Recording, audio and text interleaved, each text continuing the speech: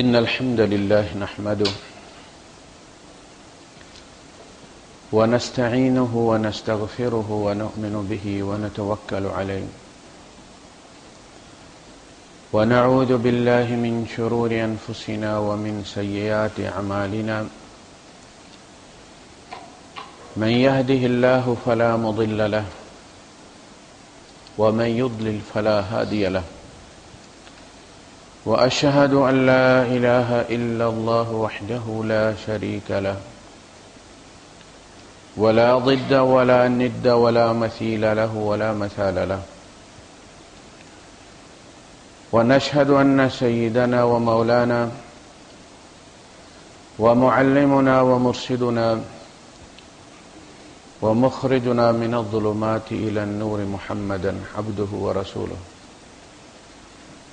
أرسله الله بالحق بشيرا ونذيرا وداعيا إلى الله بإذنه وسراجا منيرا فقد بلغ الرسالة وأدى الأمانة ونصح الأمة وكشف الغمة فترك أمته على المحجة البيضاء ليلها كنهارها لا يزيغ عنها إلا هالك اللهم صل وسلم وبارك على سيدنا ومولانا محمد وعلى آله وصحبه وأزواجه وذرياته وأهل بيته أجمعين أما بعد فأعوذ بالله السميع العليم من الشيطان الرجيم بسم الله الرحمن الرحيم الحمد لله رب العالمين الرحمن الرحيم مالك يوم الدين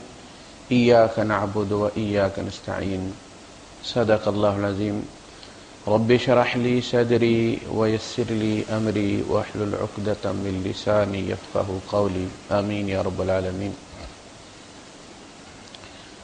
ہم سورہ فاتحہ کا ترجمہ اور تفسیر پڑھ رہے ہیں۔ تعوذ اور تسمیہ پر بات ہو چکی ہے، چونکہ یہ سورت ہم ہر نماز میں کئی دفعہ پڑھتے ہیں اور یہ اللہ اور بندے کے درمیان عہد بھی ہے۔ یہ قرآن حکیم کا بھی افتتاح ہے اور یہ ہر قرآن کی ہر سورت کا بھی افتتاح ہے۔ یہ سوال ہے اور قرآن حکیم پورا اس سورت کا جواب ہے۔ تو اگر ہم انشاءاللہ العزیز اس کو سمجھ کر پڑھیں گے تو آپ اپنی اس نماز میں کہ جو بغیر سمجھے ہم نے ادا کی ہے اور جو ہم سمجھ کر پڑھیں گے انشاءاللہ فرق اس کا آپ خود محسوس کریں گے۔ تسمیہ پہ بات ہوئی اور اس میں اللہ پاک کے 3 نام، یعنی ایک جو ہے وہ نام علم ہے، پراپر ناؤن ہے، خاص نام ہے اللہ پاک کا جو اللہ ہے، اس میں جلالہ ہے۔ پھر 2 اس کی صفات بیان ہوئی ہیں، الرحمن اور الرحیم۔ پھر آگے چل کے سورہ فاتحہ میں پھر یہ دوبارہ ریپیٹ ہوئی ہیں۔ بسم اللہ میں ان 2 صفات کا آنا کسی اور مقصد سے ہے اور سورہ فاتحہ میں آنا اس کا کسی اور مقصد سے۔ قرآن حکیم میں تکرار بہت کم ہے، یعنی اگر اللہ پاک نے ایک ہی بات کو کسی اور جگہ ریپیٹ کیا ہے تو اس کا بیک گراؤنڈ کچھ اور ہے، کوئی اور بات سمجھانا چاہتا ہے اللہ پاک۔ بسم اللہ میں یہ ہے کہ ہر چیز اللہ پاک نے ہمارے لیے مسخر فرمائی،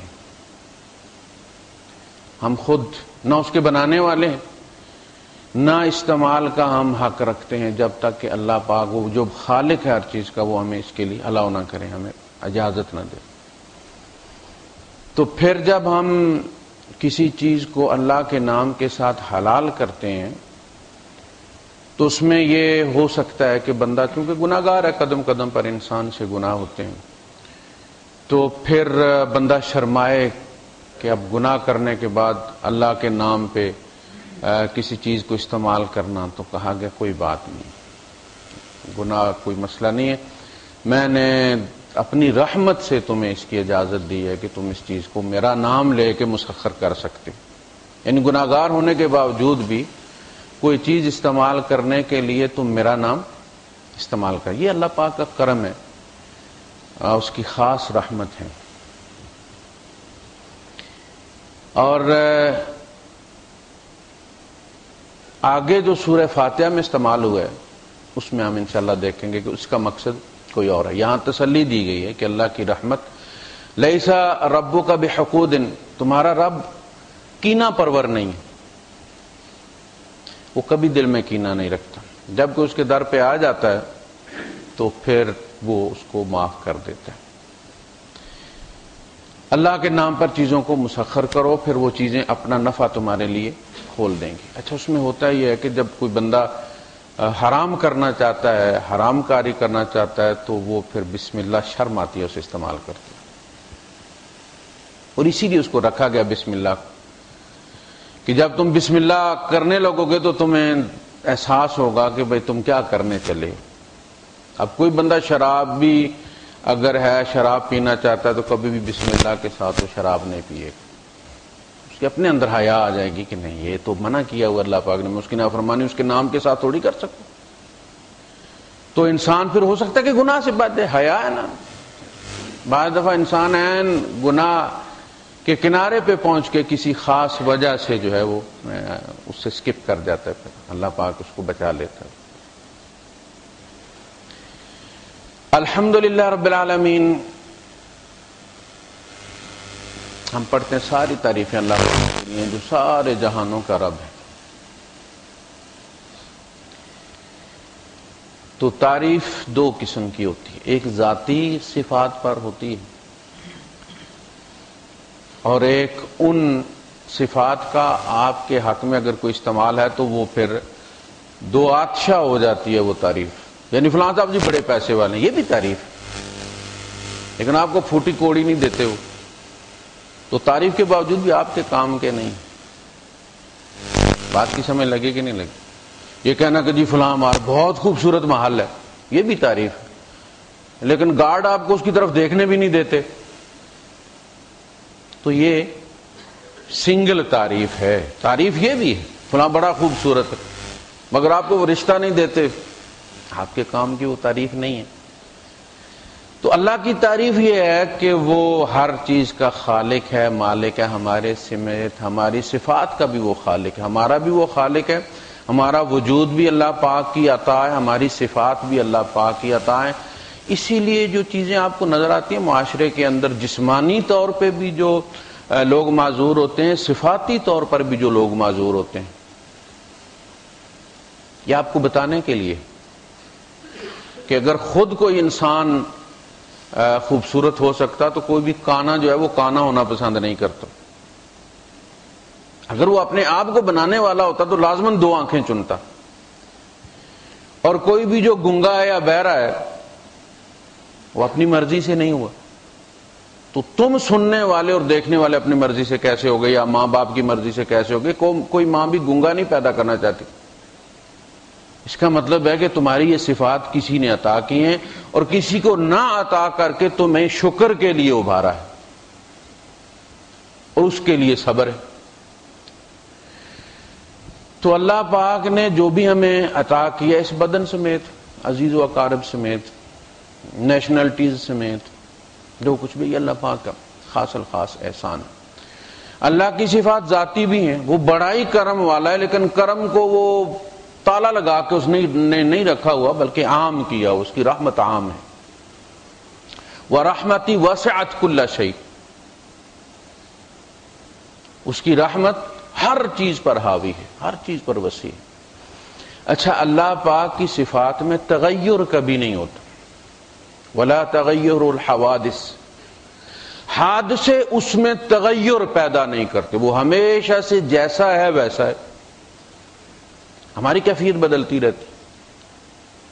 اللہ کی ساری صفات بیک وقت دریا کی طرح رواں ہیں، یہ ہم ہیں جو ان سے جا کے کبھی اس کے غضب میں جا کے ڈبکی لگا لیتے، کبھی اس کے رحمت والے دریا میں جا کے لگا لیتے. پیش قدمی ہم کرتے ہیں، رحمت کی طرف ہو یا عذاب کی طرف ہو. اس کی صفات مسلسل اور دائمی، تغیر پیدا نہیں ہوتا. تو جب ہم یہ دیکھتے ہیں حمد، ایک تو اس کے الرحمن، رحمان کا مطلب بہت زیادہ رحم کے خزانوں کا مالک، یہ اس کی اپنی ذاتی صفت. جیسے آپ کہتے ہیں فلاں بڑا پیسے والا ہے، بلینئر ہے، تو اللہ رحمان ہے، رحمتوں کے خزانے بھرے بیٹھے. یعنی اس کی رحمت اتنی وسیع ہے کہ اگر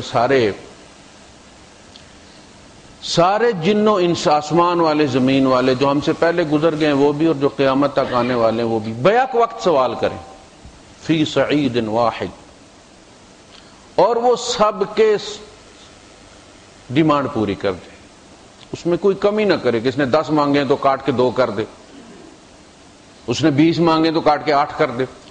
جو ان 32 دانتوں میں سے نکلے وہ سب کی پوری کر دے، آسمان والوں اور زمین والوں سمیت. فرمایا اس کے خزانوں میں اتنی کمی بھی نہیں ہوتی کہ جتنی تم سمندر میں سوئی ڈبو کے باہر نکالتے ہو تو سوئی کے ساتھ پانی لگ جاتا ہے تو سمندر میں کمی ہو جاتی. اب اتنی رحمتوں والے رب کو چھوڑ کے بندہ جب دوسرے کے پاس جائے گا تو پھر غضب بھڑکے گا کہ نہیں بھڑکے؟ یہ تو انسلٹ ہو گئی نا، کہ وہ تو خزانے بھرے بیٹھا ہے. وہ یہ بھی نہیں کہتا کہ لازماً تم اس درجے کے متقی ہو تو میں تمہاری ڈیمانڈ پوری کروں گا. وہ کہتا کوئی بات، یا عبادی الذین اسرفوا علی انفسہم لا تقنطوا من رحمت اللہ، سارے گناہ ہو گئے کوئی بات نہیں، یہ رحمت سے مایوسی والا گناہ نہیں کرنا. یہ بھی بڑا کمال ہے. بچے میرے پاس پڑھتے ہیں تو ڈرتے ہیں. اچھا ایک چھوٹا سا بچہ ہے بڑا کمزور تھا لیکن آ کے بالکل میرے گھٹنے کے ساتھ گھٹنا بڑی بے تکلفی کے ساتھ جوڑ کے بیٹھتا ہے. اس کے بھائی بہن بڑے ڈرتے ہیں اور وہ اسے ڈانٹتے میرے سامنے، کہتے تو جا کے سیدھا سامنے بیٹھ جاتا، کہ تمہیں ڈر نہیں لگتا؟ اچھا اس کی اسی وجہ سے، اس ادا کی وجہ سے، اس کی اس بے خوفی کی وجہ سے میں اسے کچھ کہتا بھی نہیں. یہ کتنا اعتماد ہے اسے مجھ پر کہ قاری صاحب کچھ نہیں کہیں گے. بعض دفعہ ایسا ہوتا ہے کہ اللہ کی رحمت پر جو بندے کا گمان ہوتا ہے وہ اللہ کو پیار پر آمادہ کر دیتا ہے. اللہ کے رسول صلی اللہ علیہ وسلم نے حشر کا جو کے واقعات بیان کے، میں ہمیشہ کہتا ہوں کہ جو معراج ہوئی ہے یہ ٹائم ٹریول ہوا ہے. حضور سارے زمانوں میں سے گزر کر گئے فزیکلی. آپ حشر تک گئے ہیں، پھر حشر بپا ہوا ہے، حساب کتاب ہوا ہے، پھر جنت جہنم میں لوگ گئے ہیں، پھر آپ نے جنت کو بھی وزٹ کیا، جہنم کو بھی وزٹ کیا. یہ ہو گیا ہے. اور آپ نے فرمایا میں نے اس بندے کو بھی دیکھا جس نے مسجد میں تھوکا تھا، پھر میں نے حشر کے میدان میں وہ تھوک اس کے ماتھے پہ لگا لٹکا ہوا بھی دیکھا. تو یہ کتاب الرقائق ہے نا، رقت پیدا کر دینے والے واقعات. اس قسم کے حشر کے واقعات آپ نے جو بیان کیے ہیں وہ کہیں کتاب سے پڑھ کے کسی فرشتے نے نہیں بتائے. یہ فی الواقع نبی کریم صلی اللہ علیہ وسلم جب کوٹ کرتے ہیں نا کہ میں سجدے میں گر جاؤں گا، پھر میں یہ کہوں گا، میں وہ تعریف کروں گا اللہ پاک کی جو تعریف جو ہے آج میں نہیں جانتا، پھر اللہ پاک کہے گا محمد سر کو اٹھا، اسأل تو ہوتا، تو سوال کرتے رہا، سوال پورا کیا جائے گا، وشفعت شفاعت، تو شفاعت کرتے رہی، سفارش قبول کی جائے. یہ سارے واقعات ہو گئے. نبی کریم صلی اللہ علیہ وسلم نے ٹائم ٹریول کیا اور آپ بہت آگے چلے گئے اور جو ہونا ہے وہ آپ نے دیکھ لی. تو اس میں ایک بندے کا واقعہ بیان کیا کہ وہ مڑ مڑ کے پیچھے دیکھے گا تو اللہ پاک اسے کہیں گے کہ پیچھے کیا دیکھتے ہو تم؟ وہ کہے گا اللہ مجھے تیری رحمت سے یہ امید نہیں تھی، میرا گمان یہ تھا تیری رحمت سے کہ تو مجھے بخش دے. اور اللہ پاک اسے بخش دیں گے، جا میں نے تجھے تیرے گمان کے حوالے کی. تو یہ معاملات ہیں اللہ پاک کی صفات کے.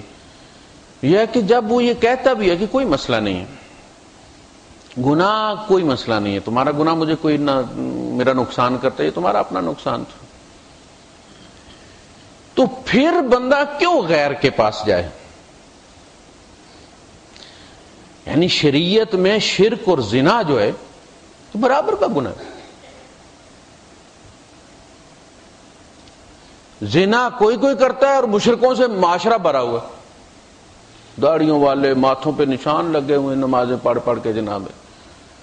ہم نے دیکھا سورہ نور میں الزانی لا ينکح الا زانیۃ او مشرکۃ والزانیۃ لا ينکحها الا زان او مشرک۔ زانی اور مشرک کو اکٹھا کیا اللہ نے کہ نہیں؟ اور زانیہ اور مشرکہ کو اکٹھا کیا کہ نہیں؟ اس نے شوہر میں شراکت کی نا زانیہ نے، اور اس زانی نے بیوی میں شراکت کی نا، ناجائز مشرک ہو گئے نا۔ یہ بیوی کا مشرک ہے، وہ شوہر کی مشرک۔ تو اللہ کے مشرک کا کیا ہوگا جس نے خدائی میں شریک کیا کسی کو؟ تو اس کی رحمت کہتی ہے کہ کوئی بات نہیں۔ تو اس کے خزانے بھرے ہوئے ہیں، کینہ پرور وہ نہیں ہے جو اس کے در پہ آ جاتا ہے۔ حضور نے فرمایا جب بندہ ہاتھ اٹھا دیتا ہے اللہ پاک کے سامنے تو اللہ کو حیا آتی ہے کہ وہ ہاتھ خالی واپس سے، سب سے پہلے وہ اس کے گناہ بخشتا۔ اب وہ ارینج کر رہے ہیں، انیبلنگ جو بھی سٹیپس ہیں وہ اللہ پاک کر رہا ہے۔ اس نے رحمت سے بھرنے ہیں نا ہاتھ، پہلے ان ہاتھوں کو دھوتا ہے، ان کے گناہ دھو دیتا ہے۔ جس زبان سے مانگا جاتا ہے زبان کے گناہ دھوتا ہے، پھر عطا کرتا ہے۔ یعنی اگر ہماری دعا دنیا میں قبول نہ بھی ہو اللہ پاک کی کسی حکمت کی وجہ سے، تو وہ جو ہماری صفائی ہو گئی ہے گناہوں سے، وہ کوئی تھوڑی بات نہیں۔ تو اللہ کی تعریف دونوں لحاظ سے کہ وہ کرم والا بھی ہے، کرم کرتا بھی ہے۔ جو اس کی رحیمیت ہے نا، رحمانیت اس کا ذاتی وصف ہے، خزانے بھرے ہیں رحمت کے۔ رحیمیت یہ ہے کہ وہ خزانے ہر وقت بہتے رہتے، اور جس طرح دریاؤں میں سیلاب آتا ہے، بعض مواقع ایسے آتے ہیں کہ اس کی رحمت کے دریاؤں میں پھر سیلاب آتا ہے۔ عرفات والا دن، رمضان، عید والا دن، لیلۃ القدر، یہ وہ اوقات ہیں، وہ موسم ہیں جن میں اللہ کے پھر رحمت کے دریاؤں میں جوش آتا ہے اور پھر سیلاب آتا ہے جو ہمارے گناہوں کو بہا کر لے جاتا ہے۔ الحمدللہ رب العالمین۔ جب بندہ یہ کہتا ہے اور سوچ سمجھ کر کہتا ہے، اس پر اللہ پاک کے جو بھی احسانات ہیں ان کو مد نظر رکھ کر کہتا ہے، اور ان کا جب ادراک کرتا رہتا ہے، ہر وقت ان کا مراقبہ کرتا رہتا ہے، ان کو یاد رکھتا ہے، تو وہ جھٹ سے حاضر ہو جاتے ہیں۔ یعنی اسے یاد کرنے کی بھی ضرورت نہیں ہوتی۔ یہ جو ہپناٹزم اور ٹیلی پیتھی سیکھتے ہیں تو یہ مراقبہ کرتے ہیں شمع کا، کنسنٹریشن کے لیے، اپنی توجہ کسی خاص نقطے پر مرکوز کرنے کے لیے۔ انسانی ذہن کی جو کنسنٹریشن ہے یہ بڑی ہی ہلاکت خیز بھی ہے، یہ کاٹتی بھی ہے ویلڈر کی طرح اور جوڑتی بھی ہے۔ تو اس کے لیے ہمارے یہاں کرایا جاتا تھا تصور شیخ۔ ہم تو بت نہیں نہ بناتے، ہم زندہ بت پوجتے ہیں، اللہ کا بنایا ہوا۔ وہ شاعر کہتا ہم جو بتوں سے پیار کرتے ہیں نقل پروردگار کرتے، اس نے بھی تو کسی سے پیار کیا۔ تو ہم مٹی کا نہیں بناتے، ہم زندوں سے پیار کرتے ہیں۔ تو تصور شیخ، اپنے پیر کا تصور کرنا، اس پہ کنسنٹریٹ کرنا۔ بعد میں بزرگوں نے دیکھا کہ یہ تو کوئی تھوڑی سی گڑبڑ ہو گئی ہے، تو اس میں انہوں نے پھر 18ویں ترمیم کی کہ اس کی بجائے اگر اللہ کے نام پر تصور کیا جائے، آپ ایک نام موٹا سا لکھ لیں مارکر کے ساتھ، اور اس پہ پھر توجہ آپ بٹا کے رکھیں، سے جما کے رکھیں، تو پھر آہستہ آہستہ جم جائے گی۔ اچھا، اس کا ہوتا ہے کہ ابتدائی طور پہ تو وہ شمع جلا کے رکھتے ہیں سامنے اور اس کو دیکھتے رہتے ہیں، پھر وہ شمع چل کے ان کے ماتھے میں آ جاتی۔ اس کے بعد پھر انہیں شمع کی ضرورت نہیں رہتی، وہ شمع سے بے پرواہ ہو جاتے ہیں۔ وہ جہاز میں بیٹھے ہوئے بھی آنکھیں بند کرتے ہیں تو شمع جلا لیتے ہیں۔ سمجھ لگی بات کی کہ نہیں؟ جس طرح آپ اپنی گاڑی کے آگے شیشے پہ لکھاتے ہیں لا الہ الا اللہ محمد رسول اللہ، پھر شرطا کہتا ہے اتار دو، آپ اتار دیتے ہیں، تو وہ لکھا رہتا ہے کہ نہیں لکھا رہتا؟ دھوپ پڑھ پڑھ کے وہ پرنٹ ہو جاتا ہے نا آپ کے شیشے پر، وہ شمع پرنٹ ہو جاتی ہے۔ یہ جو سادھو ہیں نا ان کے ہندوؤں کے، وہ کہتے ہیں یہ جو بت وت رکھے ہوئے نا، یہ ہم نے اسی پرپس کے لیے رکھے تھے۔ بھگوان کی کوئی شکل نہیں ہے، کوئی رنگ نہیں ہے، اس کی کوئی مورتی نہیں بن سکتی، اس لیے کہ اس کی شکل کوئی، وہ یہ بھی مانتے ہیں جیسے ہم کہتے ہیں نا کہ اللہ پاک جو ہے اس کی کوئی بھی اس کی تجسیم کفر ہے، تجسیم نہیں کرنی اس کی، وہ بھی یہی کہتے، لیکن کہتے ہیں کہ یہ جو نیچے حیوان قسم کے نا، ان کو ضرورت ہے کسی سہارے کی، تو یہ اس کے لیے نا بنا کے دیتے ہیں بھگوان تاکہ ان کا رانجھا، ہمیں اس کی ضرورت نہیں ہے۔ وہ یہ کہتے ہیں کہ ہمیں ان بتوں کی ضرورت نہیں، عوام کو ان کی ضرورت، کیونکہ وہ ابتدائی سٹیج پر ہیں جبکہ ہم ترقی کر کے آگے نکل گئے ہوئے ہیں۔ تو اسی طرح جب بندہ مراقبہ کرتا رہتا ہے نا موت کا، کہ میں مر جاؤں گا تو کون کون روئے گا، کون کیا گلہ کرے گا، کون کیسے کرے گا، کون جہاز سے پہنچے گا، کون ٹرین سے پہنچے گا، کون لیٹ ہو سکتا ہے، جنازہ کون پڑھائے گا، جنازہ، یہ مراقبہ، ڈر نہیں لگنا چاہیے اس سے، یہ جب ہونا ہے ایک چیز تو اس کا مراقبہ کیا کریں آپ۔ اس کا فائدہ یہ ہوتا ہے کہ جب کسی پہ گزر جاتی ہے تو آدمی کا ایمان نہیں جاتا، مراقبہ موت کر کر کے، موت اس کے روز کے گھر کی چیز ہوتی ہے۔ ہم مراقبہ ہی کرتے ہیں جب نوکری کی تلاش میں جاتے ہیں، نوکری مل جائے گی، پھر میں گاڑی میں دفتر جاؤں گا، پھر یونیفارم ہوگی میری، پھر ایسے ہوگا، پھر یہ مراقبہ ہی ہوتا ہے نا۔ دنیا کے مراقبے کرتے ہیں، پھر اس مراقبے کے پیچھے چل کے دنیا ہم اکٹھی کرتے ہیں، میری کوٹھی ہوگی، فلاں ہوگا، فلاں سے اونچی بناؤں گا، فلاں جگہ سے گاس اٹلی سے منگواؤں گا، یہ ساری چیزیں جو کرتے پہلے پلاننگ کرتے ہیں۔ مراقبہ موت اس کی آپ پلاننگ کریں تاکہ آپ کو پتہ چلے کہ بھائی اچانک بھی آ سکتے، مجھے بندوبست کرنا ہے۔ تو جب آپ اللہ کی رحمتوں کا اور نعمتوں کا مراقبہ کرتے رہیں گے تو جب آپ الحمدللہ کہیں گے تو بیک گراؤنڈ میں وہ پورا پیکج ہوگا نعمتوں کا۔ وہ رب العالمین ہے، ساری تعریفیں اس کے لیے۔ رب العالمین اس لیے ہے کہ ساری چیزیں اس کے ساتھ بلانگ کرتی ہیں، اس کے ساتھ ان کا تعلق ہے۔ وہ مجھے دینا چاہتا ہے تو کوئی چیز انکار نہیں کر سکتی۔ اس کا رب العالمین ہونا کیوں ضروری ہے؟ اس لیے کہ وہ مجھے جو چیز بھی عطا کرے کوئی چیز انکار نہ کرے، مجھے صرف جا کے بسم اللہ کر کے اسے استعمال کرنا ہے۔ بھئی اللہ نے حکم دیا ہے، وہ آگے سے یہ نہیں کہہ سکتے کون اللہ ہوتا ہے نا کہ آپ کسی کمپنی میں کام کرتے کوئی چیز لینے جاتے ہو، کہتے ہیں مجھے فلاں فورمین نے کہتا، وہ کہتا روح، یہ تو دوسرے فورمین کے انڈر ہے، تو پھر بندہ منہ لٹکا کے واپس آ جاتا ہے۔ بندہ جائے چیز لینے کے لیے اور کہے کہ جی یہ مجھے درگا دیوی نے کہا اور آگے سے کالی دیوی کے دفع ہو، یہ تو میرے انڈر آتی ہے۔ دولے شاہ دے اور جناب علی دمنیاں والا گلے پڑ جائے، اور یہ تو میرا علاقہ میرپور، ادھر دولہ کدھر آ گیا ہے، اس کا تھانہ ہی نہیں ہے۔ یہ تم زمین میں ہو یا آسمان میں ہو، رب العالمین وہ ہے کہ جو چیز تم ہاتھ رکھو گے بسم اللہ کر کے وہ تمہیں نفع دے گی، کیونکہ جس طرح وہ تمہارا رب ہے اس کا بھی رب ہے، اس کے لیے اللہ کا نام ہی کافی۔ تو وہ رب العالمین ہے۔ تربیہ جو ہے یہ دو طرح سے ہوتی ہے، ربوبیت جو ہے اس کا اظہار دو طرح سے ہوتا ہے۔ ایک جبروت کا ہوتا ہے، جب آپ تربیت کرتے ہیں تو بچے کو مارتے بھی ہیں کہ نہیں مارتے، ٹکاتے ہیں، یہ بھی ربوبیت کا ایک تقاضا ہے۔ تحذیر و تبشیر، تو یہ دونوں چیزیں ربوبیت کا حصہ ہیں۔ کبھی تنگی، کبھی آسانی، کبھی تربیت جب کرنی ہے نا کسی کی، آپ کبھی گھوڑے کو بھوکا رکھتے ہیں تاکہ اس کی تربیت ہو جائے، کل بھوکا بھی رہنا اور رات جگنا۔ تربیت، سوم کا جو لفظ ہے یہ تو گھوڑا جو ہوتا تھا اس کی جب تربیت کی جاتی تھی تو اس کو روزہ بھی رکھایا جاتا تھا، اور یہ روزے کا کنسپٹ وہیں سے ہے۔ فرس الصائم، روزہ دار جو گھوڑا ہوتا تھا اس کی قیمت زیادہ ہوتی تھی، اسے باقاعدہ بھوکا پیاسا رکھ کے دھوپ میں ہوا کے الٹے رخ چلایا جاتا تھا کہ کل کلاں کوئی دشمن حملہ آور ہو جاتا ہے، میں گھوڑا استعمال کرنا اور گھوڑا ہوا کی طرف منہ ہی نہ کرے، اور ہمیں ہوا کے الٹے رخ جانا ہے تو اس کی تربیت ہوئی ہونی چاہیے۔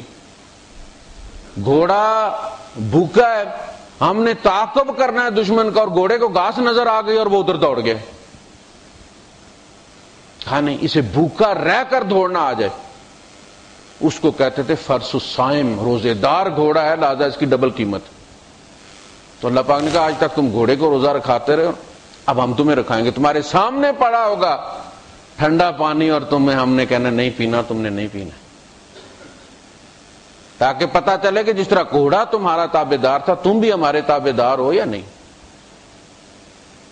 تو تربیت میں دو چیزیں لازمی آتی، ایک انعام ہوتا ہے جسے اللہ پاک نے فرمایا وَنَبْلُوكُمْ بِالشَّرِّ وَالْخَيْرِ فِتْنَةً، ہم تمہیں اچھے حالات سے بھی برے حالات سے بھی آزمائیں گے، فتنے میں ڈالیں گے، بلوئیں گے۔ نبلوکم،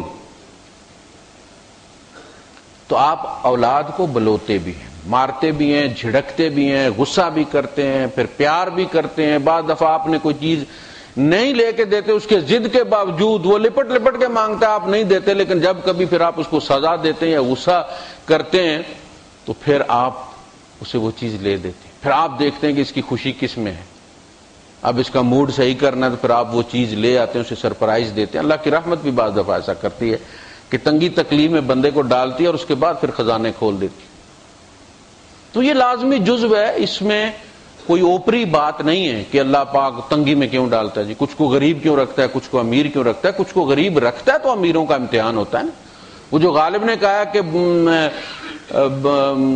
بدل کر فقیروں کا ہم بیس غالب، تماشا اہل کرم دیکھتے ہیں، تو کچھ لوگوں کو فقیر بنا کے وہ تو جن کو دیا ہوا ہے ان کا امتحان لیتا ہے، تاکہ کل جب ان کو فقیر بنایا جائے تو پھر وہ گلہ کریں تو نہ کہا جائے کہ تمہارے در پہ بھی کوئی فقیر آیا تھا، تم نے جب نہیں دیا تو پھر ہم نے فیصلہ کیا کہ ذرا تمہیں بھی کسی کے در پر چلا کے لے جاتے ہیں، تاکہ تمہیں اندازہ ہو کہ جب کسی کو کی آس کو توڑا جائے تو کیا حال ہوتا ہے۔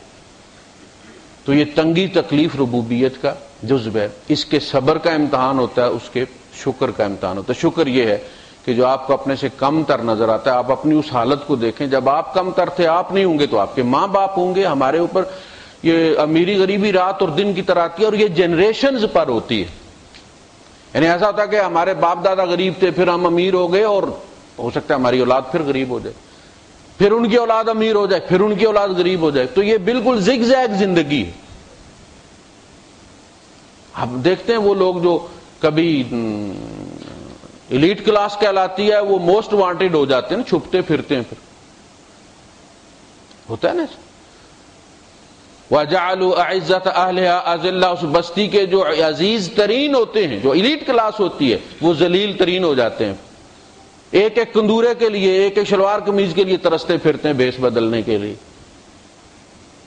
یہ زگ زیگ زندگی ہے، اور یہ ایک فطری امتحان ہے، یہ تربیت کا حصہ ہے۔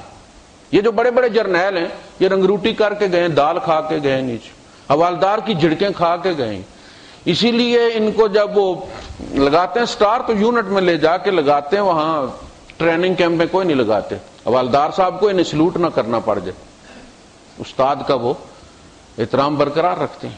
یہ سب گزرے اس مرحلے سے، تو یہ تربیت کا حصہ ہے۔ امیری غریبی، تنگی، دکھ تکلیف، اولاد کا پیدا ہونا، اولاد کا نہ پیدا ہونا، ہو کے مر جانا، سارے امتحان۔ ایک اللہ پاک پر ایمان کا امتحان ہے کہ دیکھیں ہم کہ تمہیں ہمارے اوپر کتنا پیار ہے، نہیں دیتا تو بھی گلے شکوے پیدا ہونا، یا یہ سمجھنا کہ جی یہاں نہیں تو کہیں دوسری جگہ سے مل جائے گا، ایسا ممکن نہیں۔ کسی کا کچھ ہے ہی نہیں، للہ ما فی السماوات و ما فی الارض، زمین و آسمان میں جو کچھ ہے وہ اللہ کا ہے۔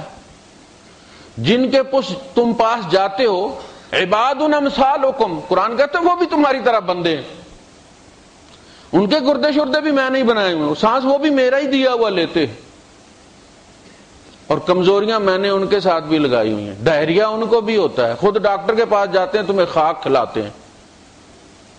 ہمارے پنگالی والے پیر صاحب تھے نا، ذرا سا ہوتا تو فوراً ان کو سی ایم ایچ اٹھا کے لے جاتے تھے، دوسروں کو ساری زندگی تویز کھلا کھلا کے مارا، خود تویز نہیں کھاتے تھے۔ عباد امثالکم فادعوہم فلیستجیبوا لکم ان کنتم صادقین، وہ تمہاری طرح بندے، مجبور ہیں وہ بھی، ہمارا لکھا ان کو ملتا ہے، تم سمجھتے ہو تمہاری تقدیریں لکھتے، تمہیں جب میں نے کہا ہے کہ تم میرے پاس آ جاؤ، کیا لکھوانا ہے تم نے کیا لکھوانا ہے، میرے ساتھ بات کرو۔ اللہ پاک نے فرمایا کہ اللہ پاک جو چاہتا ہے یمحو اللہ ما یشاء و یثبت، جس کو چاہتا ہے مٹا دیتا ہے، جس کو چاہتا ہے باقی رکھتا ہے. وعنده ام الکتاب، ساری کتابوں کی ماں اس کے پاس. جو ہماری تقدیریں ایشو ہوتی ہیں پرسنل سرکولر کے طور پہ، یہ سارے اصل میں ایک ہی کتاب کے پرنٹ آؤٹ ہیں. وہ ام الکتاب جو سارے انسانوں کی تقدیروں کی ماں ہے، کہا میرے پاس، مجھ سے بات کرو. حضور نے فرمایا لا يرد القضاء الا الدعاء، قضاء کو نہیں پلٹایا جا سکتا مگر دعا کے ذریعے. اسی سے رابطہ کرو جس نے لکھی ہے، کٹوا دو. تو وہ ہے رب العالمین. اب یہاں الرحمن الرحیم ریپیٹ کیا اس کو. یہ اس کی رحمت اور اس کی رحمانیت ہے جو تمہیں ٹائم دے رہی. دیکھنا ہم نافرمانی بھی کرتے ہیں، اللہ فوراً ریئیکٹ نہیں کرتا، پردہ ڈال دیتا جب تک کہ ہم حد کراس نہ کریں. ماں باپ کو یہی اللہ پاک نے فرمایا نا کہ تم مجھے کیوں نہیں دیکھتے، جس طرح میں تمہیں پال رہا ہوں تم اولاد کو بھی پالو. یا ایھا الذین آمنوا ان من ازواجکم واولادکم عدوا لکم فاحذروہم وان تعفوا وتصفحوا وتغفروا فان اللہ غفور رحیم. تم درگزر کر لیا کرو، دیکھا اندیکھا کر دیا کرو، پردہ ڈال دیا کرو، معاف کر دیا کرو. اللہ بھی تو دیکھو کتنا غفور رحیم. یعنی اولاد کے ساتھ اگر تم مقابلہ شروع کر دو گے تو ذلیل ہو جاؤ گے، بے عزت ہو جاؤ گے، ان کو ڈھیٹ کر دو گے. تو اکثر ہم لوگ یہی کرتے. ایک عمر ہوتی ہے کہ بچہ ڈومینیٹ ہوتا ہے آپ کی جھڑکی سے، لیکن پھر ایک وقت ہوتا ہے کہ بچے کے ساتھ دوست، حضرت علی رضی اللہ تعالیٰ فرماتے ہیں کہ بچے کو دوست، بہترین دوست تم ہونے چاہیے. تو ضروری نہیں کہ آپ کو پتا چل گیا کہ بچے کی غلطی، بچے سے غلطی ہو گئی ہے اور آپ پلٹ کر ریئیکٹ کریں اور اس کو ٹریبیونل بنا کے اس کے پہ کیس چلائیں. آپ کیس چلائیں گے کیا کر دیں گے؟ اسے فاسق کر دیں گے نا، ڈیٹ کر دیں گے اسے. تو آپ درگزر کریں، حکمت کے ساتھ چلیں. تو یہ اس کی رحمانیت ہے کہ وہ فوراً ریئیکٹ نہیں کرتا. ایک چور آیا حضرت عمر فاروق رضی اللہ تعالیٰ کے پاس، تو اس نے آ کے کہا کہ جب اسے سزا ہونے کہنے لگی غلطی ہو گئی ہے، پہلی دفعہ بس معاف کر دیں. تو آپ نے فرمایا کذبت، تو جھوٹ کہتے، میرا رب اتنا تھوڑ دلا نہیں ہے تمہیں پہلی غلطی پر پکڑا دے. ایسا نہیں ہے، تو نے حد توڑی ہے، تو انت کر دیا تم نے، تو اللہ نے تمہیں ننگا کیا. تو پھر اسے سزا جو ہونی تھی ہو گئی. پھر جب باہر نکلے تو اس کے جو ساتھی تھا اس نے پوچھا وہ صحیح کہہ رہے تھے امیر المومنین؟ اس نے کہا بالکل صحیح کہہ رہے تھے، مجھے اللہ پاک نے بڑی دفعہ بچایا لیکن مجھے ہی غیرت نہیں آئی. تو وہ رحمان ہے، وہ رحیم ہے. اس کا تنگی تکلیف دینا بھی تمہیں اس کے پیچھے رحم ہی ہے. آپ دیکھیں نا، ایک بچہ جب دوسرے بچے کے ساتھ زیادتی کرتا ہے اور آپ اس کو سزا نہیں دیتے، پوچھتے ہی نہیں اسے، تو آپ اصل میں وہ مظلوم بچے کو یہ سبق دے رہے ہیں کہ تم بھی ظلم کرو، اس لیے کہ یہاں ظالم کو کوئی نہیں پوچھتا. اب آئندہ آپ اسے نہیں کہہ سکتے، جب آپ اسے روکا تم نے یہ کیوں کیا، تو کہے گا ابو کل اس نے بھی تو کیا تھا، اس کو آپ نے نہیں پوچھا. اب آپ کے پاس کیا جواب ہے سوائے کہ بچہ مار لو اسے، تم، وہ تمہارا بگاڑ کچھ نہیں سکتا. لیکن اس نے آپ کے ضمیر کی عدالت میں اپیل کر دی ہے کہ میرے لیے قانون اور اس کے لیے قانون اور کیوں. آپ یہ کہتے ہیں نا چھوٹے کو کہ تم نے بیٹا پلٹ کے جواب نہیں دینا، یہ تیرا بڑا ہے، یہ تیرا بڑا بھائی. اگر وہ کرتا تیرے ساتھ کوئی خرمستی تو اس کے بڑے کو اپیل کر، تو میرے پاس آ، تو مجھے بتا اس نے کیا کیا، میں اس کو سزا دوں گا، تو سزا نہیں دے سکتا اس لیے کہ تیرا وہ بڑا بھائی ہے. پھر جب وہ آپ کو آ کے کہتا ابو اس نے میری چیز اٹھا لی ہے اور آپ کچھ کرتے نہیں. میں ایک صاحب کے پاس بیٹھا، گرمیوں کی چھٹیوں میں بٹھا دیتے تھے کہ کوئی کام ہم سیکھ لیں، تو درزی کے پاس میں بیٹھا. تو ان کو جب اندر سے وہ بچہ کہتا نا ابو اس نے فلاں نے یہ کیا، تو وہ کہہ دیتے اچھا مار سنس. ابا یہ میری چیز لے کے چلا گیا، اچھا مار سنس. بس اتنا کہہ دیتے، وہ مارنا کس نے تھا. اب یہ کوئی سیاست نہیں. آپ بلائیں اس کو، بھائی اس کی چیز کیوں لی آپ؟ میری کوئی نہیں تھی. بھائی تیری کوئی نہیں تھی اس کا مطلب یہ تھوڑی ہے کہ تو ڈاکہ مار دوسرے کی اٹھا لے. تو مجھے کہہ رہا میں تمہیں لے کے دوں گا, چھوٹے کی کیوں اٹھائی ہے تم نے؟ یہ عدالتیں گھر سے لگتی ہیں. یہ جو جج بیٹھے ہیں نا, یہ گھر میں کبھی بچے تھے. یہ کرپشن گھر سے شروع ہوئی ہے. یہ گنڈے گھر میں بنتے ہیں, اور کوئی فیکٹری کوئی نہیں ہے کہ آپ یہ کہ انڈسٹریل ایریا میں گنڈے بنانے کی فیکٹری ہے جی. آج جتنے گنڈے تیار ہوئے, یہ گنڈے سارے یہاں تیار ہوتے ہیں مسلوں میں, گھروں میں. اچھا بچے کو یہ کہنا کہ پی لو ورنہ دوسرا پی لے گا, کوئی پی لے فلاں دوسرا, وہ کیوں پی لے گا؟ بھائی حق میرا 2 دن پڑا رہے نا, دوسرا کیوں پی لے گا؟ اس کا مطلب ہے میں پلاٹ پہ کوٹھی نہیں بناؤں گا تو دوسرے کو حق حاصل ہے ساتھ والے کو کہ میری پر کوٹھی بنا لے. یہ کوئی دلیل نہیں ہے. ہم مائیں کیا کرتی ہیں, وہ پیلا پتر نہیں جو نہیں پی جانا, اس کا باپ بھی نہیں پی سکتا, وہ کیوں پی لے گا؟ اپنا حق پی لیا نا اس نے, میں پیوں نہ پیوں, جب میرا دل ہوگا میں پی لوں گا. تو ان چیزوں کو ہم لیتے ہیں بہت معمولی, لیکن ہم بچے کے ذہن میں بٹھاتے رہتے ہیں کہ یہ تیرا دشمن ہے, جب بھی اسے موقع ملا یہ تیری چیز پر قبضہ کر لے گا. گھر میں 2 بھائی نہیں بستے, 2 دشمن بستے, اور یہ بچپن سے انسٹال کرتے ہیں. ماں باپ خود اس کو دشمن بناتے ہیں بھائی کو. اس کے دماغ میں گھومتا رہتا ہے, میں نے نہ لیا تو بھائی لے لے گا, میں نے نہ کھایا تو بھائی کھا جائے گا, میں نے نہ رشتہ مانگا تو بھائی کر لے گا. غلط چیز ہے.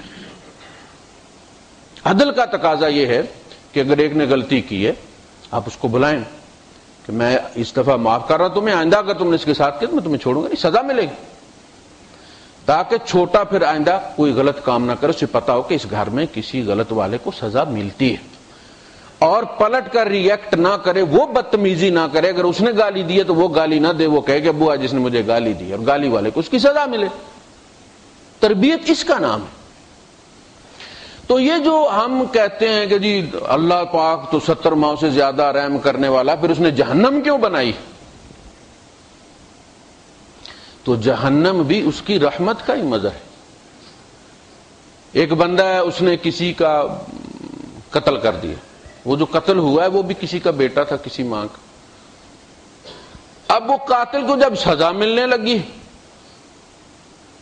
تو ظاہر ہے اس کی ماں تو پھر آگے پیچھے بھاگتی دوڑتی ہے نا, اس پہ پابندی نہیں لگ سکتی, اس کا تو بیٹا ہے, بے شک قاتل ہے لیکن اس کا تو بیٹا ہے. اچھا وہ جا کے کہتی ہے, جھولی پھیلاتی ہے, ترلے کرتی ہے, واسطے دیتی ہے اس کی ماں کو. وہ لوگ کہتے ہیں دیکھو جی بڑی ظالم ہے, معاف ہی نہیں کر رہی.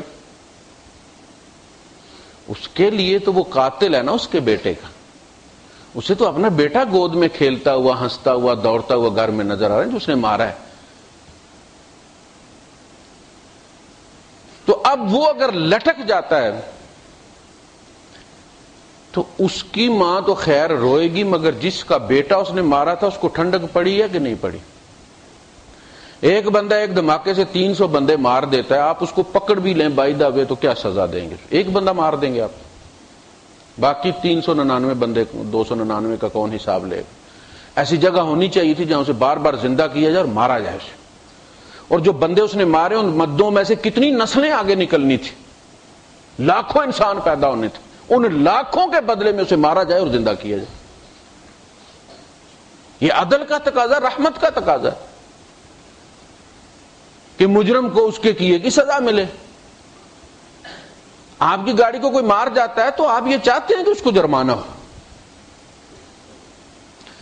تو یہ جو سزا کا نظام اللہ پاک نے جزا اور سزا کا بنایا, یہ ایک فطری نظام ہے تربیت کا, اور سبق ہے ہمارے لیے کہ اگر تمہارا بچہ کوئی اچھا کرتا ہے تو اس کو انعام بھی دے دیا کرو, شاباش دے دیا کرو.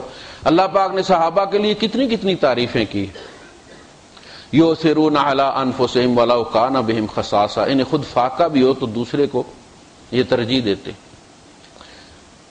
لا یجدون فی انفسہم, دیکھو یہ ان کو اپنے دلوں میں ذرا بھی لالچ دنیا کی نہیں. یہ صحابہ کی تعریف ہو رہی ہے. اشداء علی الکفار رحماء بینہم, ایک دوسرے کو مناتے پھرتے ہیں. یہ کوئی غلطی ہو جائے لجاجت کے ساتھ. حضرت ابو ذر غفاری رضی اللہ تعالیٰ عنہ نے حضرت بلال کو کہہ دیا کہ لوٹی کا بیٹا ہے, یا حضرت عمار رضی اللہ تعالیٰ, تو وہ حبشن تھی والدہ ان کی, وہ بھی کالے تھے. تو پھر حضور نے فرمایا ابو ذر تیرے اندر بھی جہالت باقی ہے, انک امر فیہ الجاہلیہ، تو ایسا بندہ جس میں ابھی جاہلیت باقی ہے۔ تو انہوں نے کہا کہ بعد الاسلام یا رسول اللہ، اللہ کے رسول اسلام کے بعد بھی جاہلیت باقی رہ گیا۔ آپ نے فرمایا یہ جو بات تو نے کی ہے، کسی کو نسب کا تانا دیا ہے، وہ ماں اس نے خود چنی تھی یا اللہ نے چنی تھی؟ تو نے کس پر تانا کیا؟ مجلس برخاست ہو گیا، اب انہوں نے پکڑ لیا، ان زمین پر لیٹ گئے اور ان سے کہا کہ اپنا پاؤں اٹھا میرے گال پہ رکھ۔ یہ گال گورا ہے نا، اسی پر تو فخر تھا نا، میرے گال پہ رکھ۔ انہوں نے کہا نہیں میں نے معاف کیا۔ انہوں نے کہا تو نے معاف نہیں کیا، وہ جو میرے اندر بیماری ہے اس کا علاج کرنا ہے بھائی، بات جنت جہنم کی نہیں، وہ جاہلیت نکالنی ہے۔ اپنا پاؤں اس گورے گالوں پہ رکھ تاکہ اس گوری کے بیٹے کو پتا چلے کہ کالی کا بیٹا افضل ہے اس سے، اس لیے کہ نبی نے اسے مقام عطا کی۔ غلطی ہوئی ہے، اسے آئندہ نہیں ہونی چاہیے۔ تو یہ ایک نظام ہونا چاہیے گھروں کے اندر، جو بچہ شریف ہے اس کی تعریف ہونی چاہیے تاکہ وہ اپنی شرافت کو پروموٹ کرے کہ اس کی مارکیٹ میں کوئی ویلیو بھی ہے۔ خیر، یہ رحمانیت اور رحیمیت دائمی ابدی چلتی رہتی ہیں، ہر وقت بندے کو اویلیبل رہتی ہیں۔ بندہ جب چاہے وہ اللہ کی رحمت سے رجوع کر سکتا ہے، ایسا نہیں کہ 12 بجے کے بعد بند ہو گئے، بلکہ تیسرے پیر تو اللہ پاک ہاتھ پھیلا دیتا ہے۔ حال من مستغفرن، ہے کوئی معافی مانگنے والا میں اسے معاف کروں، حال من مسترزقن، ہے کوئی رزق مانگنے والا میں اسے رزق عطا کروں۔ وہ ہاتھ پھیلائے کھڑا اور تم دوسری طرف تم تعویذ لٹکائے بیٹھے۔ یہ بھی بڑی عجیب بات ہے۔ لوگ ڈشوں کو روتے ہیں، اب حکومت اتروا رہی ہے نا، بڑی بری لگتی ہیں یہ ڈشیں جو ہم لٹکا رہے تھے، 2 3 4 گلے میں لٹکی ہوئی ہیں، ادھر بازو پہ بھی باندھی ہوئی ہے، ادھر بھی باندھی ہوئی ہے، یہ کیا جی یہ ڈشیں لگیں جی، کوئی نائل سیٹ ہے، کوئی ایشیا سیٹ ہے، کوئی پاک سیٹ ہے۔ اللہ کی ہر صفت کو اس نے کور کیا ہوا ہے۔ خود رابطہ نہیں کرنا، خود تاش کھیلنی ہے رمضان میں بھی، ڈش فٹ ہے نا۔ یہ بدبختی ہے، یہ کوئی اسلام نے اس کو، اسلام سے پہلے یہ تھی، یہود کرتے تھے نا، یہ جادو ہی نہیں سے چلا نا۔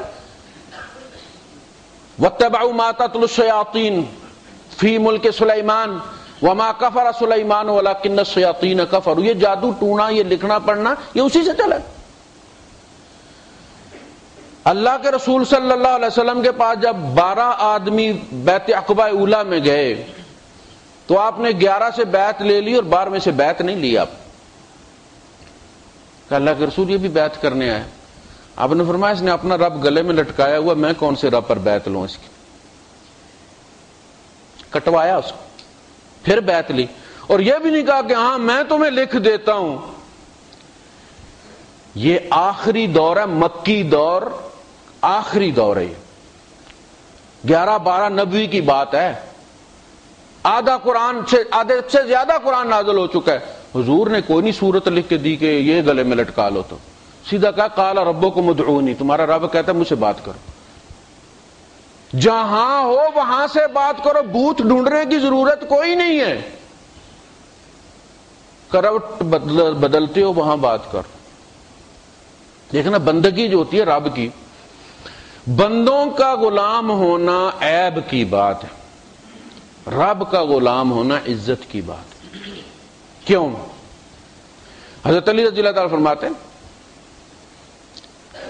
کفا بالعز وانا عبد، میرے لیے یہی، میری عزت کے لیے یہی کافی ہے کہ میں اس کا عبد ہوں، اس کا عبد ہوں، اور میرے فخر کے لیے یہی کافی ہے کہ میں اس کا، کہ وہ میرا رب ہے۔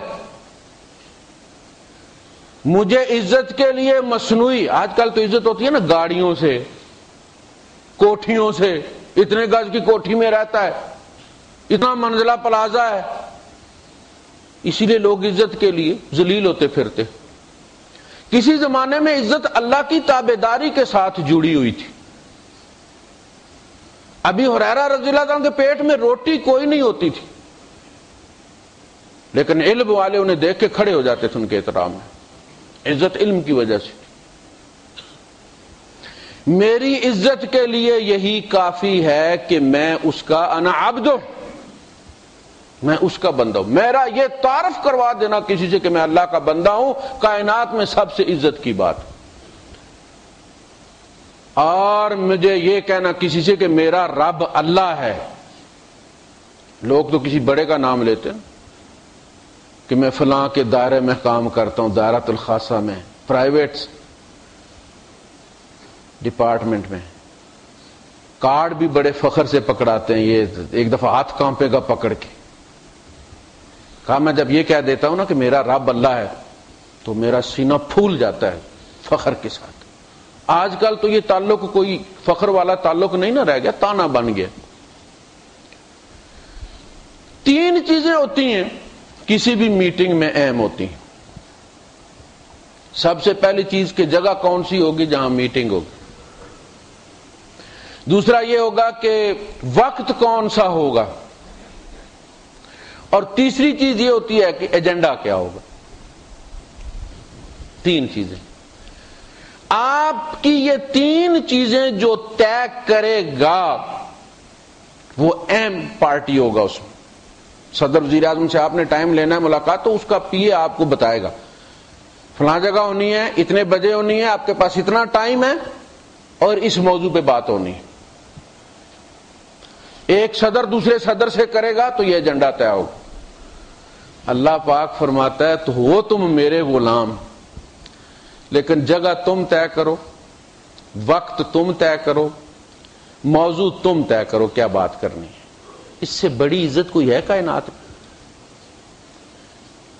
تو سڑک کے کنارے ریت پر گاڑی کھڑی کر کے کھڑا ہو جا، میں وہیں عدالت لگا لوں گا. وہ جو نے کہا نا کہ جس جا نظر آتے ہو سجدے وہیں کرتا ہوں. کس وقت کرنی؟ رات کو تیسرے پہر، سردی میں، گرمی میں، بیڈ پر. یہ نہیں کہ لازم مسجد میں آؤ، سڑک کے کنارے فٹ پاتھ پر ہم اسی وقت اویلیبل ہیں. کوئی نہیں کہتا وہ آرام کر رہے ہیں جی. میں 24 لا تأخذہ سنۃ ولا نوم، نیند تو نیند اسے اونگ بھی نہیں آتی. تیرا منتظر. جگہ تم طے کرو، جہاں پکارو گے وَمَعَكُمْ أَيْنَمَا كُنْتُمْ. تمہیں نہیں بلائے گا، تم جہاں ہوگے وہاں آئے گا. آئے گا کیسے؟ فرمایا تم ایک بالشت آتے ہو، میں ایک با آتا ہوں. تم ایک با آتے ہو، میں ایک ذرا آتا ہوں. اتیتنی مشین اتیتو کا ہر والا، تو چل کے آتا، میں دوڑ کے آتا ہوں. جس میں پیار زیادہ ہوتا ہے وہ زیادہ بے قراری کا اظہار کرتا ہے. اور بات کیا کرنی ہے تو بات کر کیا کرنی ہے. میں نے جو کرنی تھی وہ میں نے قرآن میں کر دی. انسان سے اللہ کا آخری خطاب قرآن حکیم. اب تو مسئلہ بیان کر، میرا تو کوئی مسئلہ نہیں، تو بات کر. اپنی گائے کی بات کرنی ہے، دودھ سوکھ گیا اللہ پاک، ہم اس پہ بات کر لیتے. ان کو میرے ساتھ تو گائے کی بات کرتا ہے. ہندو یہی کہتے ہیں نا کہ یہ چھوٹی موٹی باتیں کرنے کے لیے چھوٹے موٹے بھگوان بنائے ہوئے ہیں. یہ درگا سے کر لو، یہ لکشمی سے کر لو، یہ کالی سے کر لو، یہ ہنومان جی سے کر لو، یہ فلاں سے کر لو. وہ بھگوان سے تو بات کرنے کے لیے کوئی خاص بات ہو، سیریس، جیسے مکے والے کرتے تھے. اللہ پاک نے فرمایا جب سمندر میں تمہاری کشتی ڈولتی ہے تو لات منات عزا سارے غائب ہو جاتے، پھر تم ہمارے کپڑے کھینچتے پھرتے ہو، ہمارے دامن کو تھامتے ہو تم، اور جو ہی خشکی پہ قدم رکھتے ہو تو کہتے ہو دوبارہ جاؤں گا نہیں سمندر میں. اللہ کو پکارنا پڑ جاتا. افامنتم ان یخسف بکم جانب البر، سمندر سے بھاگ آئے ہو تو اس سے تم محفوظ ہو گئے ہو کہ وہ زمین میں دھسا دے تمہیں. زمین کا رب وہ نہیں ہے، تم سمجھتے تم سوئٹزرلینڈ بھاگ گئے ہو. کہتا گائے کی بات کرو اللہ پاک سے. اللہ پاک گائے کا دودھ سوکھ گیا ہے، غریب آدمی ہوں تو رحم فرما دے. کوئی بات، بسم اللہ کر کے چارہ ڈالو، اللہ پاک زیادہ کر دے گا. بچہ بیمار ہے، کل سے الٹیاں کر رہا ہے، پیسے کوئی نہیں ہے، جو بھی تھوڑے بہت تھے وہ لگا دیے ہیں، ڈاکٹر نے دوائی دی ہے، تو حکم کر دے دوائی کو شفا دے دے. یہ کس سے کریں گے آپ؟ کس سے کریں گے آپ؟ دمنیا والی سرکار سے، زندہ پیر سے، گمگول شریف سے؟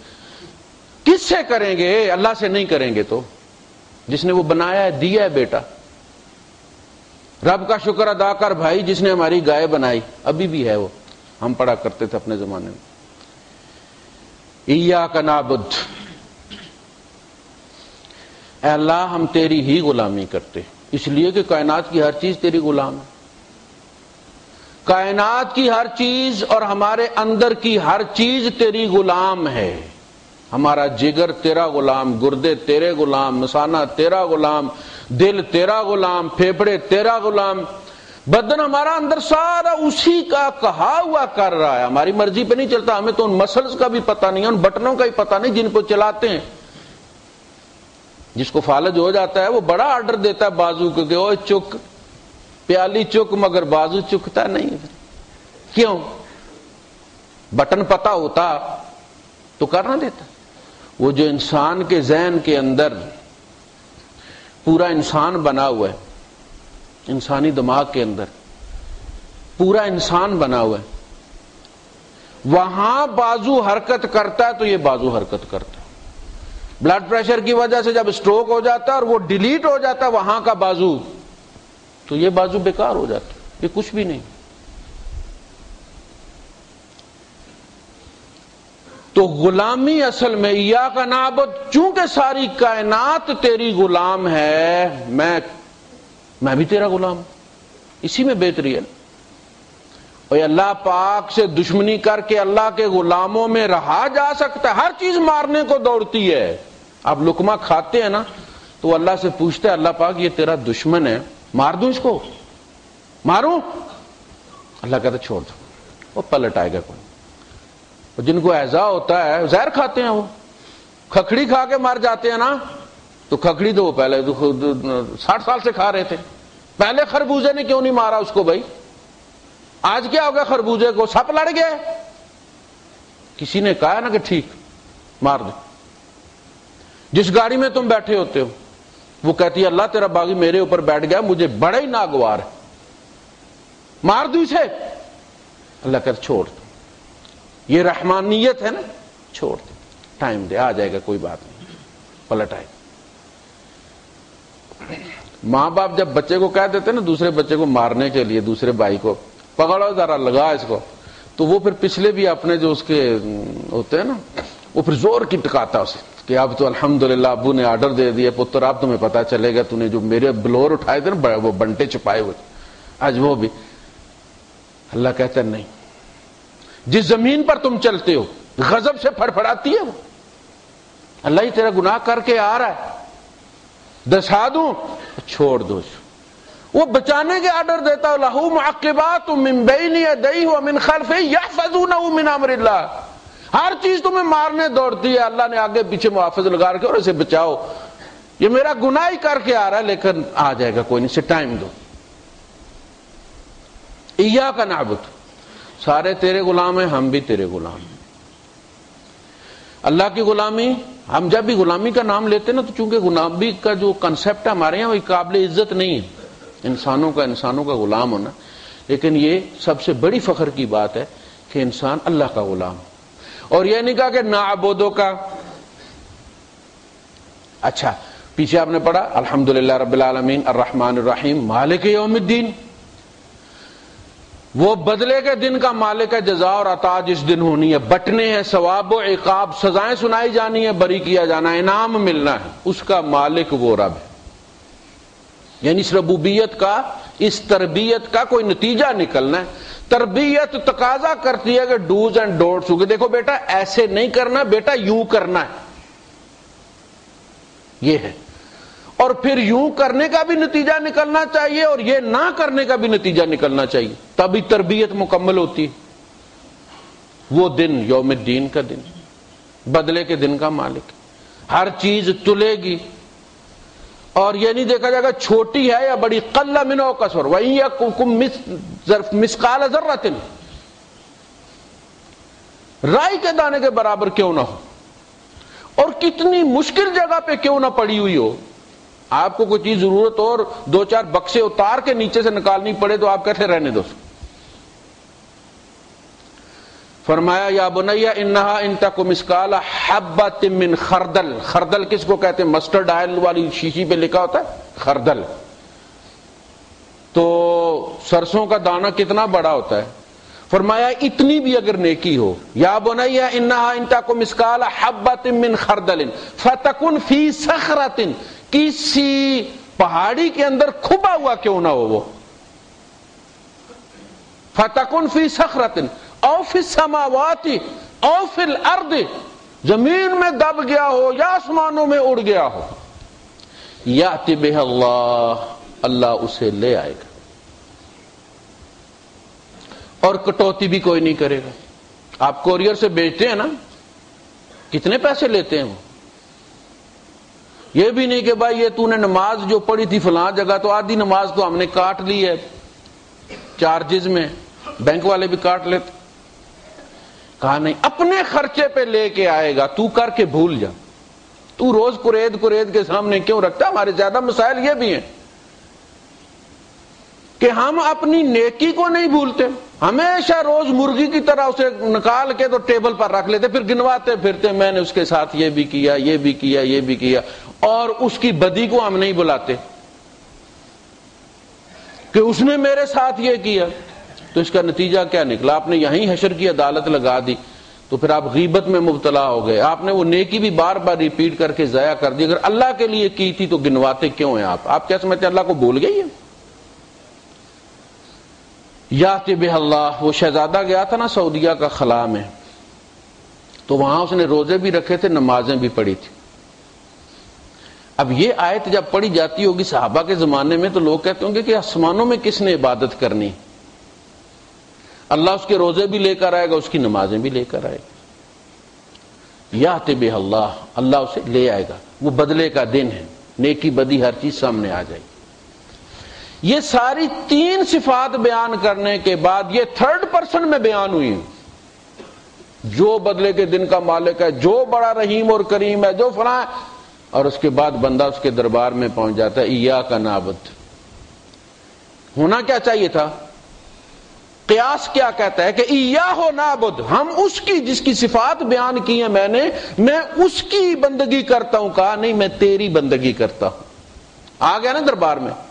تین آیتوں کے بعد انسان جذباتی طور پر اللہ کے سامنے پہنچ جاتا، اے اللہ میں تیری ہی غلامی کرتا ہوں، تیری ہی، نعبدوں کا نہیں، نعبدوں کا مطلب ہوتا ہے نا میں تیری غلامی کرتا ہوں، اور فلاں کی بھی کرتا ہوں، اور فلاں کی بھی کرتا ہوں،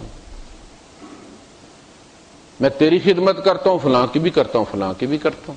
اس پہ عطف وہ واو جو ہے وہ آپ لگا سکتے ہیں، اب 20 کے ساتھ لگا سکتے، لیکن ایاکا کے بعد آپ کوئی عطف اور نہیں لگا سکتے۔ جب ہی کہہ دیتے نا آپ کہ تیری ہی غلامی کرتا ہوں، تو اس کا مطلب ہے کہ آپ نے ساری غلامیاں اٹھا کے کچرے کے ڈبے میں باہر ڈال دی۔ اگر دوسرے کے غلام ہو گئے تو تم اللہ کے غلام ہو ہی نہیں سکتے، پھر چاہے وہ تمہارا اپنا آپ کیوں نہ ہو۔ اس لیے اللہ نے پہلے ہمارا اپنا آپ خریدا ہے۔ اس کا سودا کارو سب سے بڑا ڈاکو یہ ہے۔ وہ جو کسی نے کہا کہ پڑھ عالم فاضل ہویا تو کدی اپنے آپ نو پڑھیا ہی نہیں، جا مندر مسیتاں وڑنے تو کدی اپنے اندر تو وڑیا ہی نہیں، کشتی نال شیطان دے کرنے کدی نفس اپنے نال لڑیا ہی نہیں، بلے شاہ آسمانی اڑدے پھڑنے تے جڑا گھر بیٹھے ہی انہوں پھڑیا ہی نہیں۔ ایک طرف تمہاری پھرتیاں یہ ہیں کہ پورے محلے کی تمہیں خبر ہے کہ فلاں برا ہے، فلاں برا ہے، فلاں برا ہے، وہ جو تمہارے اپنے گھر میں برا ہے اس کو کبھی تو نے پکڑا ہی نہیں، اس چور کو نہیں پکڑا۔ تو میڈیا پہ دیکھ لیں آپ، چور کہہ رہے ہوتے ہیں کہ وہ چور ہے۔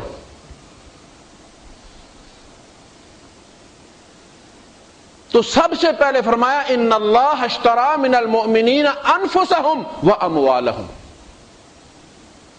کہیں اپنی جان کے غلام نہ بن جانا، یہ جان مجھے دے دو، یہ نفس مجھے دے دو۔ افرائیت من اتخذ الہہ ہوا، اے نبی آپ نے اس کو دیکھا جس نے اپنا الہ اپنی خواہش کو بنایا ہوا۔ تو نہ مال کی غلامی، نہ نفس کی غلامی، نہ رواج کی غلامی، نہ روایات کی غلامی، ہم تو ہیں ہی اللہ کے غلام۔ ایاک نعبد، جب ہم اسی کی غلامی کرتے ہیں تو استعانت بھی اسی سے کر، یعنی یہ ایک لازمی نتیجہ ہے۔ ایاک نعبد اور ایاک نستعین، ان میں کوئی فرق نہیں ہے۔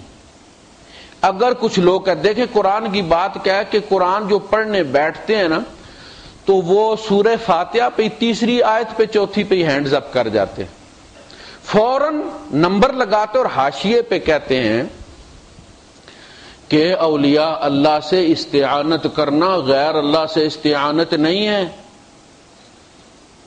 دیکھا آپ نے، وہ سیل ہی نکال دیا انہوں نے توحید کا، اب باقی قرآن پورے کا پورا ان کے لیے بیکار ہے۔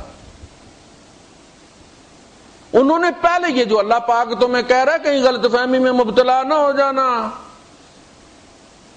یہ جو اولیاء اللہ ہے نا یہ غیر نہیں ہے، یہ اللہ کے اپنے ہیں، ان سے مانگنا اصل میں اللہ ہی سے مانگنا ہے۔ تو سرکار وہ جو آیت کا پہلا حصہ ہے وَإِيَّاكَ نَعْبُدُ، اس میں پھر عبادت میں بھی پھر وہ ظاہر ہے وہ غیر تو نہیں ہے نا۔ پھر وہ جو لکھا ہوا ہے غریب نواز کے دربار پہ کہ حقیقت میں سوچو تو خواجہ خدا ہیں، ہمیں ان کی چوکھٹ کے سجدے روا ہیں۔ بار ڈیوڈی پہ لکھا ہوا ہے کہ خواجہ نے سارے انسانوں کی تقدیریں لے کر اپنی چوکھٹ میں دفن کر دی ہیں، تقدیر بدلی کرانی ہے تو خواجہ کے دربار پہ آؤ۔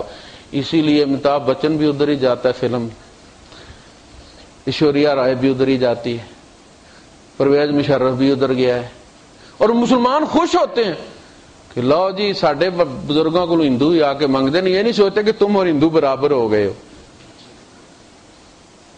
وہ مسلمان نہیں ہوئے تم ہندو ہو گئے ہو۔ جو دین اتنا غیرت مند ہو کہ جو کہے کہ یہودی ایک روزہ رکھتے ہیں عاشورے کا، ہم 2 رکھیں گے تاکہ یہودیوں جیسے نہ ہو جائیں۔ یہودی اگر دیکھو کہ جوتے اتار کے نماز پڑھ رہے ہیں تو مسلمانوں تم وہاں جوتے پہن کے نماز پڑھنا تاکہ ہم یہودیوں جیسے نہ ہو جائیں۔ جو عبادت میں بھی خیال رکھتا ہے کہ کسی دوسرے جیسا نہ لگے، یہودی ٹوپی پہن کے پڑھتے کبھی نہیں اتارتے، وہ فوج میں بھی ہوتے ہیں تو ٹوپی سر پہ رکھتے، وہاں تم اتار کے پڑھو تاکہ یہودیوں جیسے نہ لگو۔ وہ کیسے پسند کرتا کہ وہیں آ کے امیتابھ بچن بھی کہ تقدیر بدلی کروا رہا، تم بھی کروا رہے ہو، خوش ہو رہے ہو تم۔ وآخر دعوانا الحمدللہ۔